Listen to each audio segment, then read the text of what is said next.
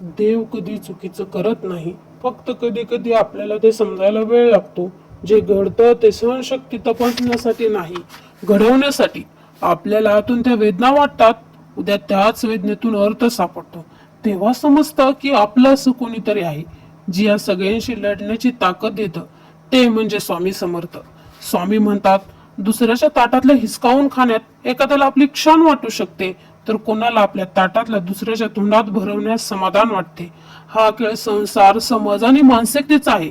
परंतु एक गोष्ट मात्र पक्की आहे की दुसऱ्याचं हिसकावून खाणाऱ्याचं पोट कधी भरत नाही आणि वाटून खाणाऱ्याला देव कधी उपाशी ठेवत नाही. लोकांचा विचार करू नका. लोक विचारतील, बाबा काय करतोस रे?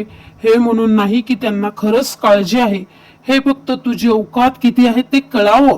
तुला विचारतील, नोकरी करतोस, किती पगाराची करतो रे? दुकान आहे, किती मोठं आहे? शेतकरी आहेस, किती एकर जमीन आहे?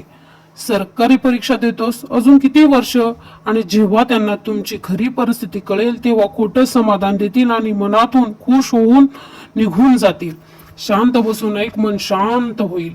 जे आपल्या नशिबात आहे ते आपोआप आपल्यापर्यंत येणारच, आणि जे नाही ते आपल्या हातात आलं तरी टिकणार नाही.